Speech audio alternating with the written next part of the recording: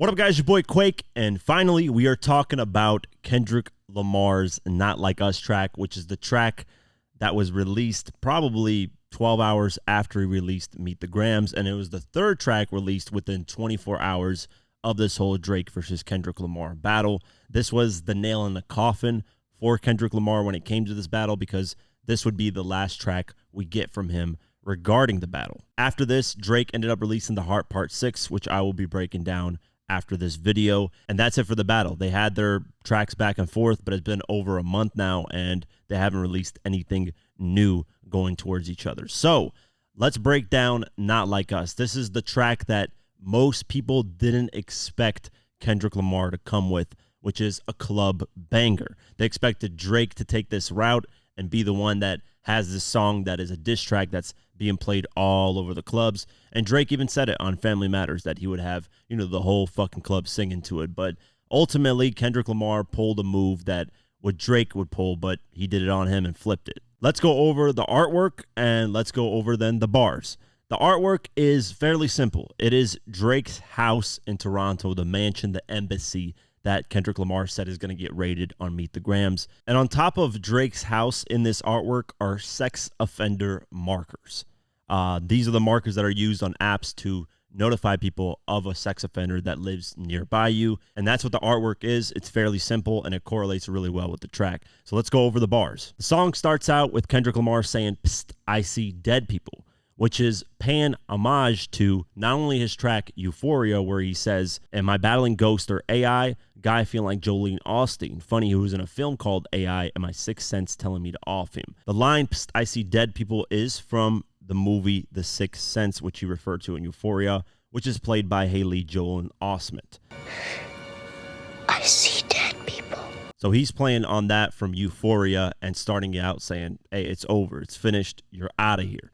Then the track starts with the first verse saying, "Hey, Mustard on the beat, ho," which is DJ Mustard, the producer. Of course, in the early 2010s, that was his producer tag that he would have on every track that he produced. And of course, on Not Like Us, DJ Mustard is the producer. Then in the next line, he says, "Debo, any rap guy, he a free throw." Debo is a character played in Friday where he would bully people, and Chris Tucker in the movie ended up like tucking in his chain because he was scared of Debo. Debo was this guy around the block that would do whatever. Oh shit! Here come Debo. Give me your stuff. Oh shit! Known for jacking the nigga. That's all he do. Damn. So he's saying, "I will bully any rapper here." And then he says he a free throw. Free throw in basketball is a free shot, which is easy. Those are the easiest shots to make in the NBA. So he's saying it's going to be so easy, just like a free throw. Then he says, "Man down, call an ambulance, tell him breathe, bro." This is an interesting triple entendre. It starts out with man down, which is a military thing that people say when a soldier is injured. Man down, call an ambulance. And this first layer is fairly simple. Just, hey, someone's down, get an ambulance. He needs help. He needs medics. The second layer to this line is how Kendrick Lamar says amber lamps instead of ambulance. And the reason why he says amber lamps is to pay homage to a 2010 viral video of a guy getting beat up in Oakland, California. It was during a bus ride where the guy beats him up, and then the guy that got beat up says, "Call an amber lamps," the way he pronounces it. Maybe it's just a California thing, the slang talk in there. That's how they pronounce it. But Kendrick Lamar seemingly pays homage to that video with this line. Bring ambulance. And then the third layer is saying amber lamps could also be an allusion to doing an Amber Alert. Amber Alerts get sent out to people's phones whenever there's some type of human trafficking going on as well, or someone's gone missing. Then in the next line, he says, "Nail a guy to the cross, he walk around like Tizo." Here, Kendrick Lamar is calling for Drake's crucifixion, which typically ties into getting nailed to a cross. And he also mentions Tizo, which is an artist who famously has a bunch of nails around his head. So he's just using that comparison to explain that. Then Kendrick says, "What's up with these jabroni-ass guys trying to see Compton?" Jabroni is just slang for, stupid, dumb, corny. What's up with this corny guy trying to see Compton? Basically, Drake has said, "Hey, I'm bigger than Kendrick Lamar in Compton. I'm bigger in your city. When I come there, it's more love." I mean, it's evident with the Game and Drake video 100 where he pulls up, everybody shows him love.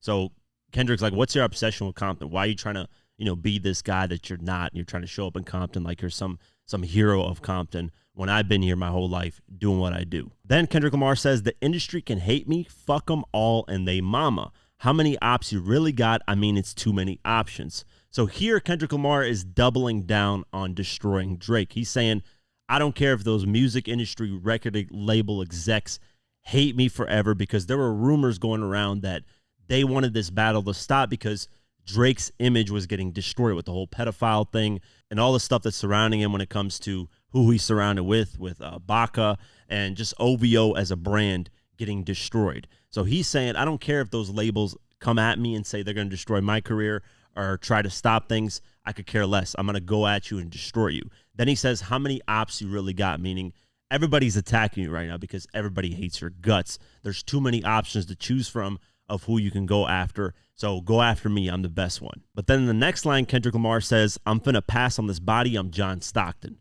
So he's saying, I already destroyed Drake, and Drake already has 90 million ops. So I'm going to pass to somebody else to keep destroying him. And this is a reference to John Stockton, who is the all-time assist leader in the NBA. And then he says, beat your ass and hide the Bible if God watching, which is just a hard line, man. It's a hard line. I mean, I don't.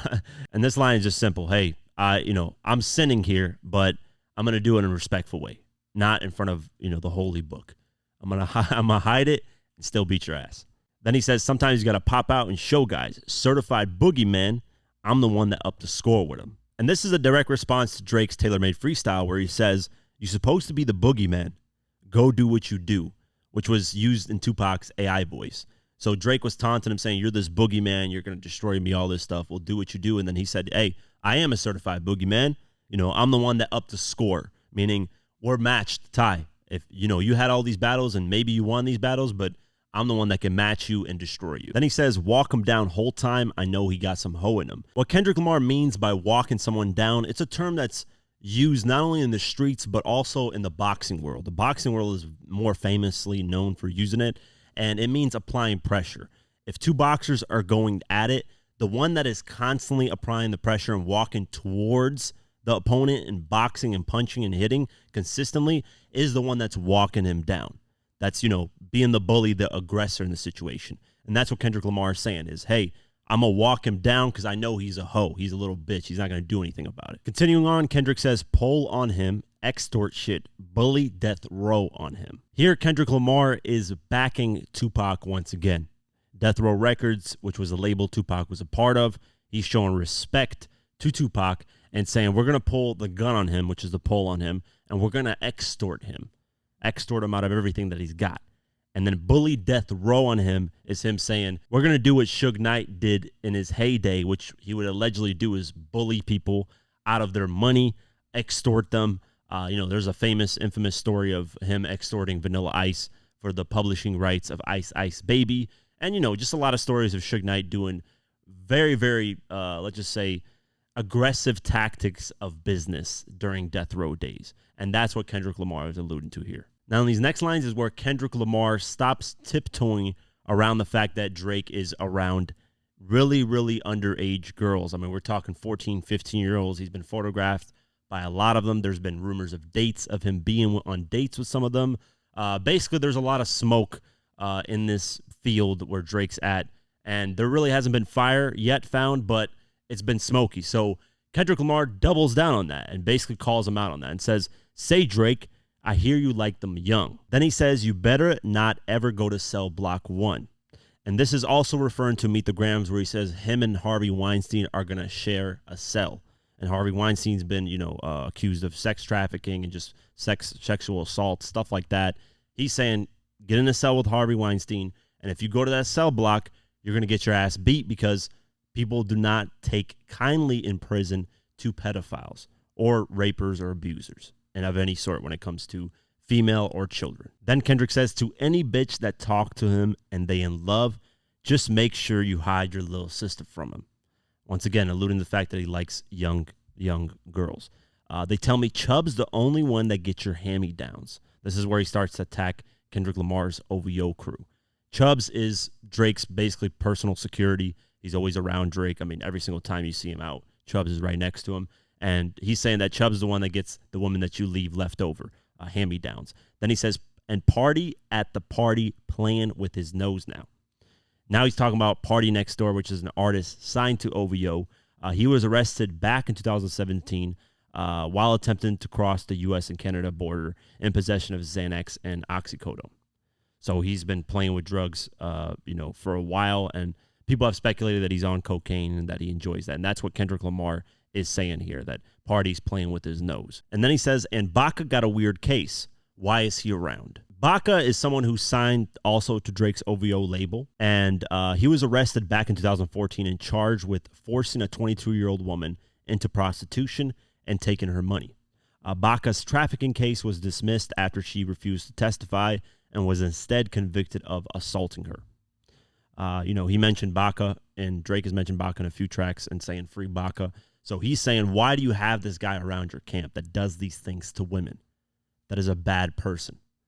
Like, OVO is just filled with horrible people. Then he says, certified lover boy, certified pedophile. He's playing on the Certified Lover Boy album. He's saying, you're not a lover boy, you're actually a pedophile. Then he says, wop, wop, wop, dot, fuck him up, wop, wop, wop, wop, I'm going to do my stuff. Basically, wop is the punching noise, beating his ass. Fuck him up, everybody's saying, cheering him on. I'm going to do my stuff, keep cheering him on. Why you trolling like a bitch, he says. Aren't you tired? Trying to strike a chord, and it's probably a minor. When he's talking about why you trolling, he's saying Drake is on, Instagram, always on social media, clowning Kendrick and trying to bait him to respond.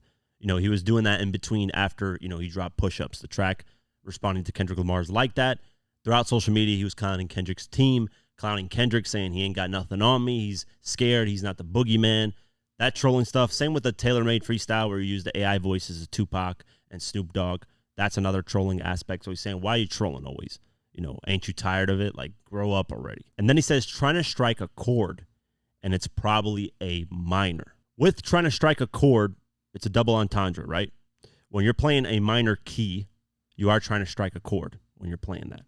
But here he's saying, you're trying to strike a chord to me, meaning you're trying to get me to react to your trolling ways.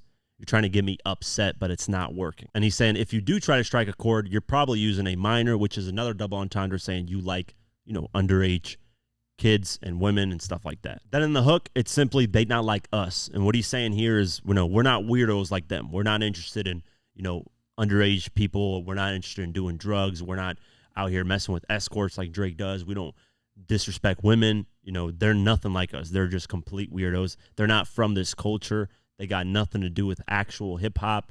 They're just outsiders, and they're weirdos. Then in verse 2, Kendrick Lamar says, you think the Bay gonna let you disrespect Pac. I think that Oakland show is gonna be your last stop. Here, he's responding to Drake's tailor-made freestyle, where he used Tupac's AI voice to clown Kendrick Lamar. And a lot of people from the West Coast took that as super disrespectful towards Tupac, and so much so that Tupac's estate ordered a cease and desist, or they'd end up suing Drake for using Tupac's AI voice. So he said, you think you're going to just disrespect Tupac and the whole Bay Area is going to just let you rock with it? Well, the next Oakland show you do is going to be your last stop. They're going to stomp you out and you're never going to do shows here ever again. Then Kendrick says, did Cole foul? I don't know why you still pretending.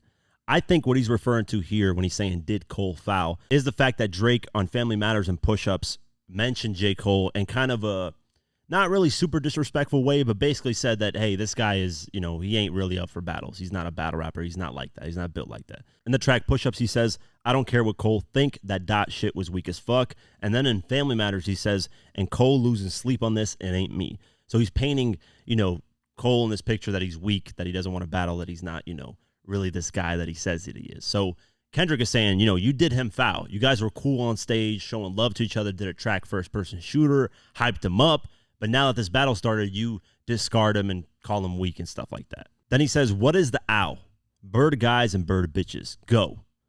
This is the OVO owl. He's saying they're birds. Birds are usually dumb, like females or people just in general. If you're a bird-ass, dumb-ass person. And then he says, the audience is not dumb.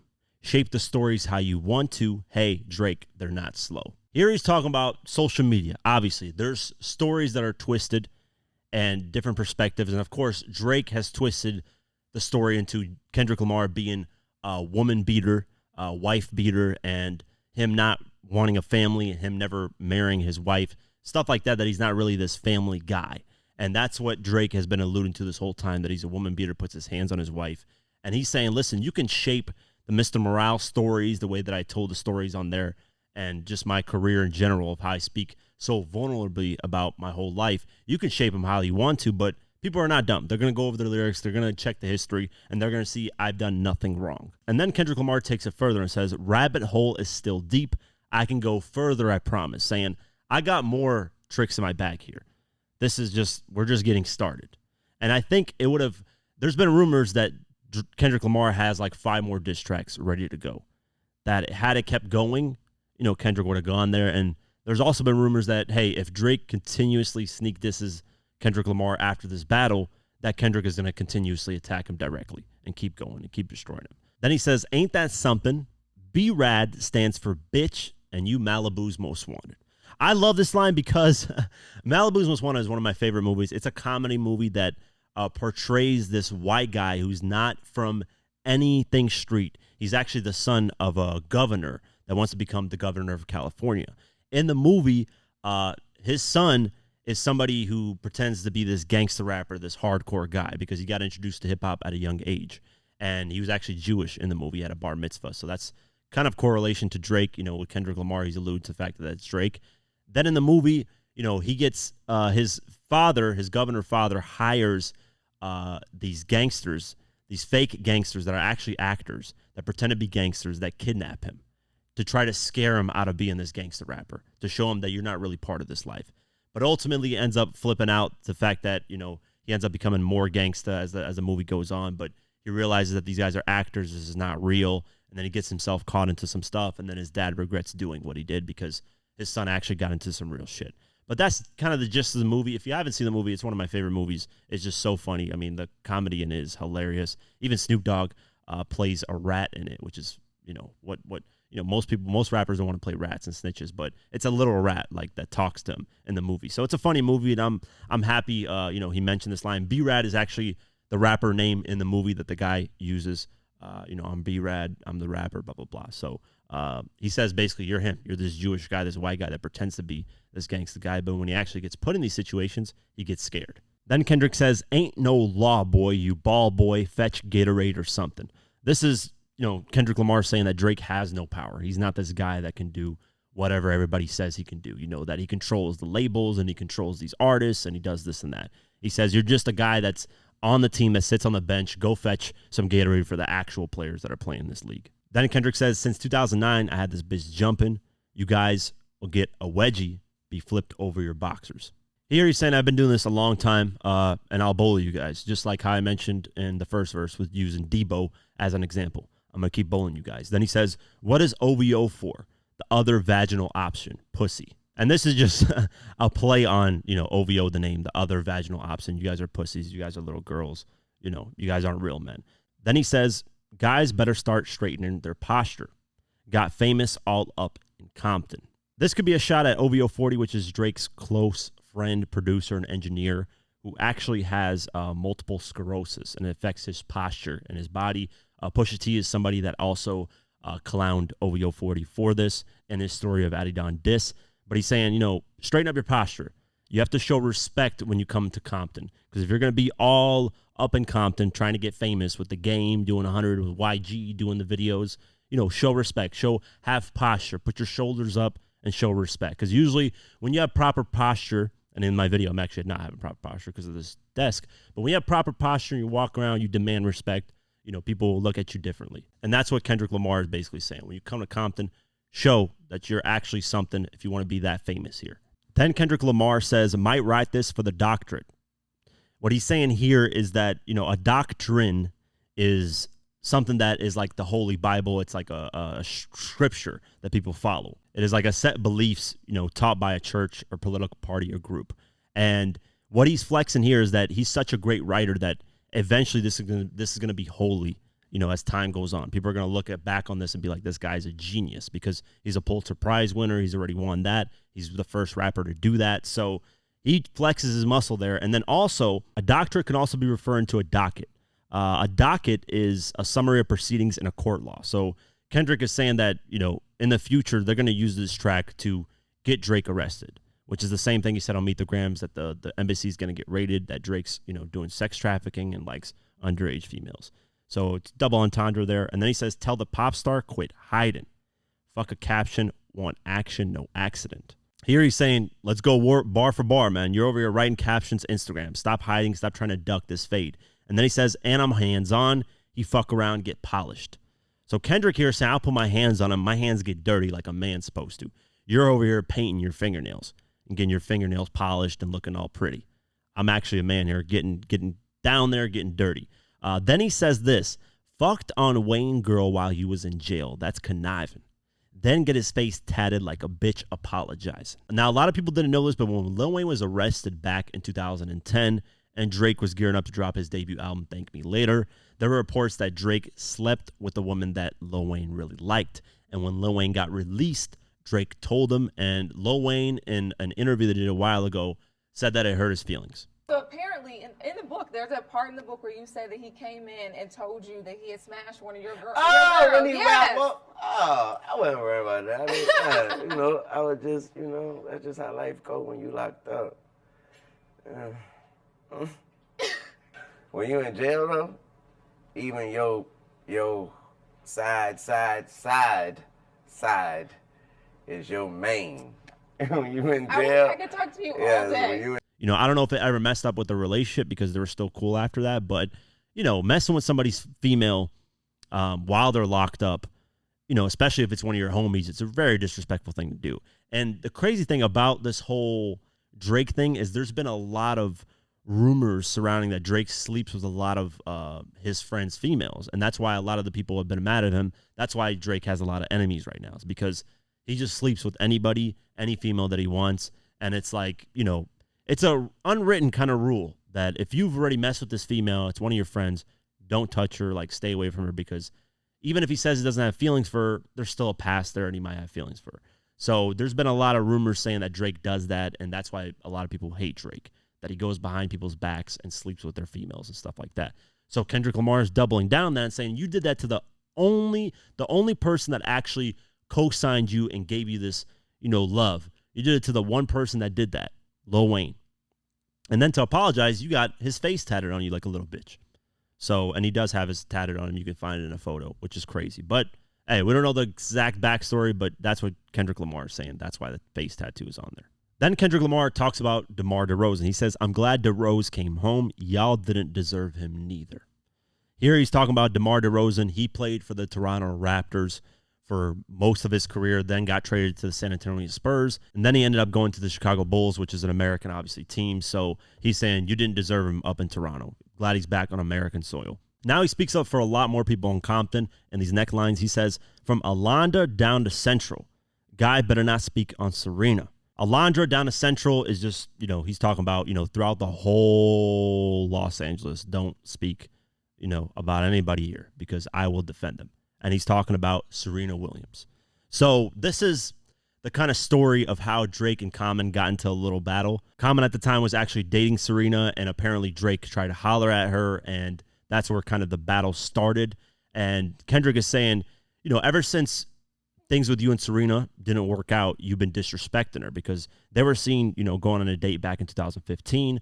And then in 2022, Drake also name dropped Serena as well as her husband in the track Middle of the Ocean. He said, sidebar, Serena, your husband a groupie.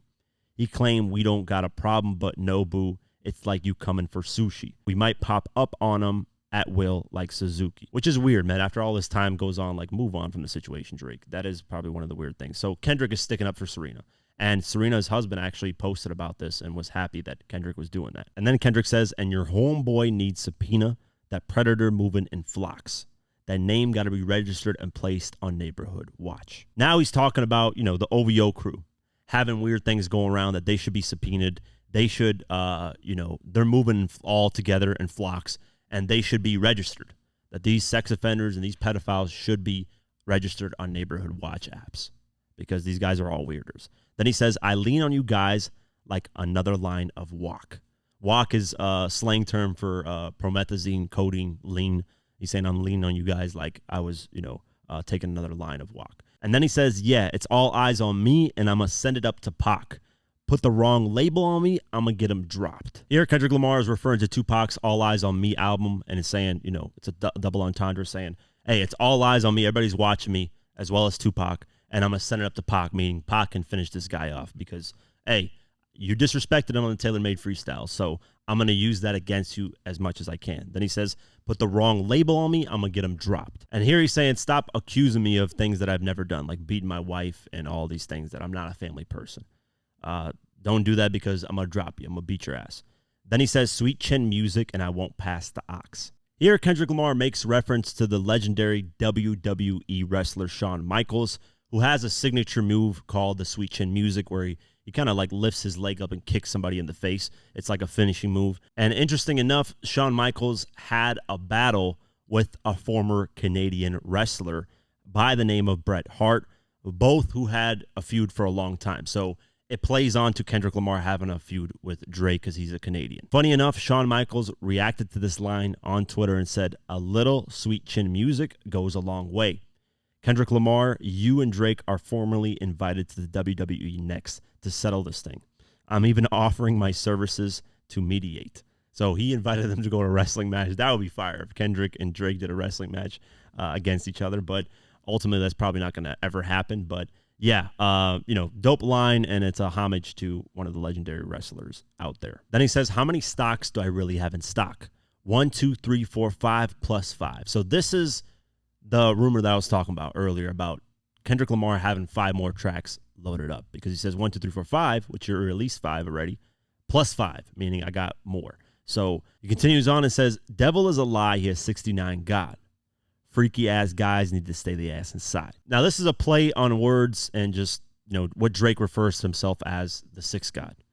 And Drake has flipped that 6th God into a 9, even on the Views album. He says, 6 is a 9 now. So he's playing with Drake about that and saying, you're a 69 God, which is a sexual position. It's a freaky sexual position. And he's saying you're a freaky ass guy just in general. You need to stay inside, not be outside, because you're going to do freaky, weird things to females and underage people. So stay away from them. Then he says, roll the ass up like a fresh pack of za. City is back up. It's a must. We outside. Here, rolling somebody up in hip hop obviously is smoking, basically smoking them, destroying them. It's something that rappers have kind of stopped saying, but Tuka was the first thing where people would say, roll up Tuka and smoke on him, basically destroying your opponent. But that's what he's saying. I roll up Drake. It's over. City is back up. We out here. It's over, man. The song is going to make the city go crazy, and it is. It's working right now. It went number 1, and everybody's bumping it, and Kendrick's going to have a show, I think, on June 17th or 19th. He's probably going to perform it and maybe add the nails in the coffin when it comes to this battle there. Then the hook repeats, and now we get into verse 3. And this verse is interesting because there's a lot of historical, mentions. And he ties it to Drake of how he's a colonizer, that he's not really part of the culture. He just reaps the benefits of it and doesn't actually help the culture. So he starts out verse 3 saying, once upon a time, all of us was in chains.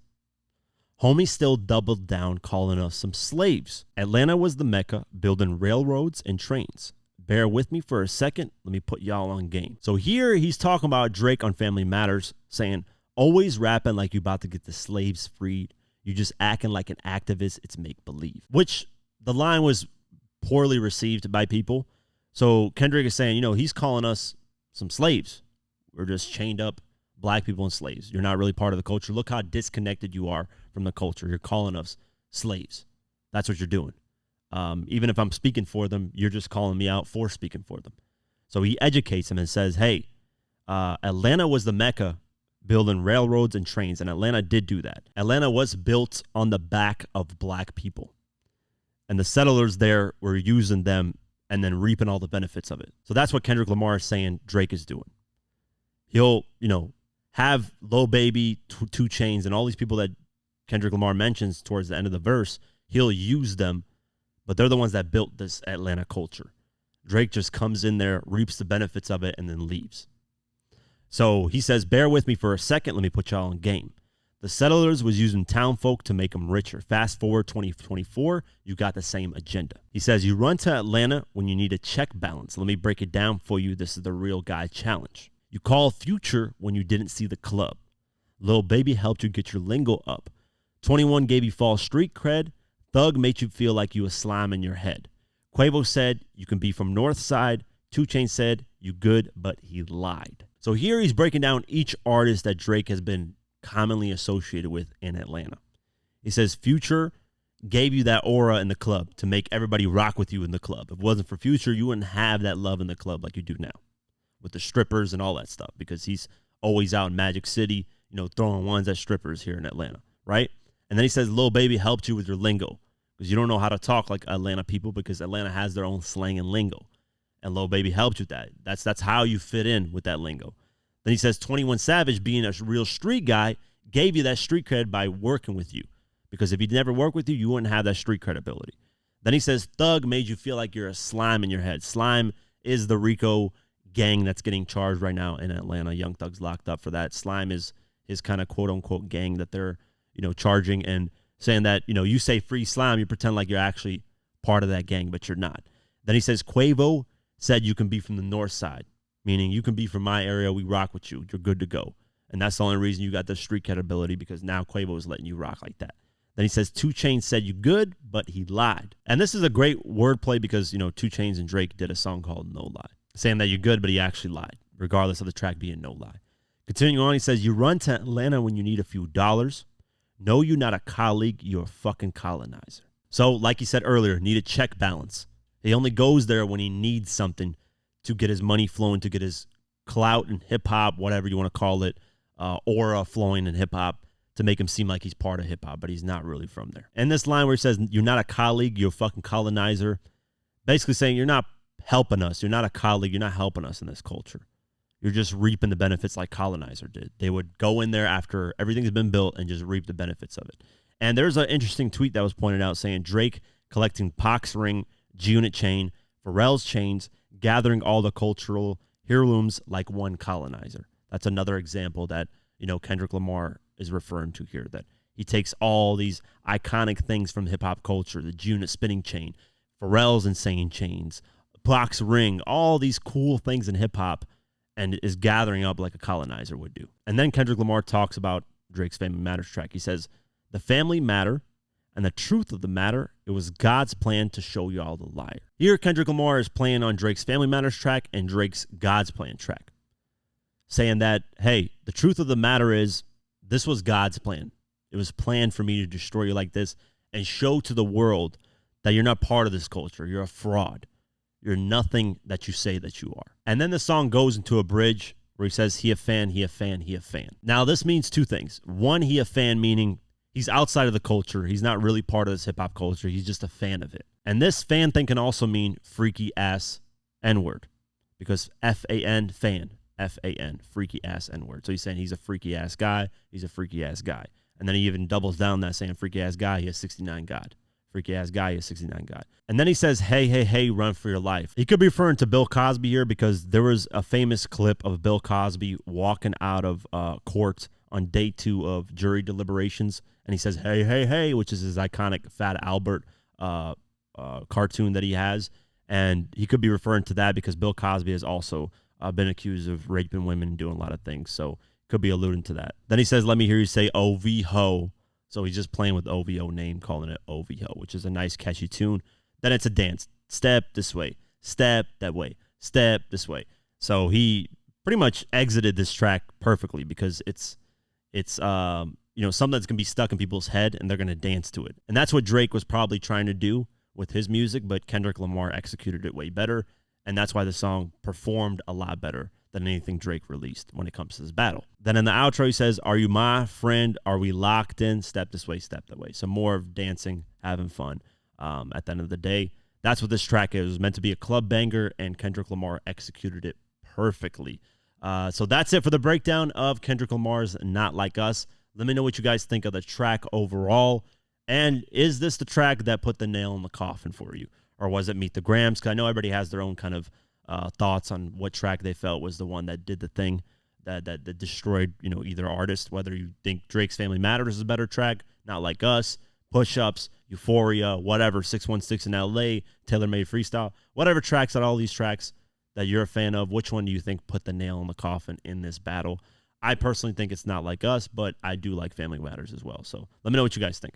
That's it for today's video. If you guys want to support this channel further, you can do so at patreon.com/diverse mentality. For just $3 a month, you can get my videos uncut and raw the way I intended them to be, but couldn't because of YouTube. Plus, you also get access to our Discord community, where we have a great community talking about hip hop and various other things. It's very dope. So only $3 a month. I'd really appreciate the support. Also follow us on social media at QuakeGW and at Diverse Mentality. Thank you so much for the support, and I'll see you guys in the next one. Peace.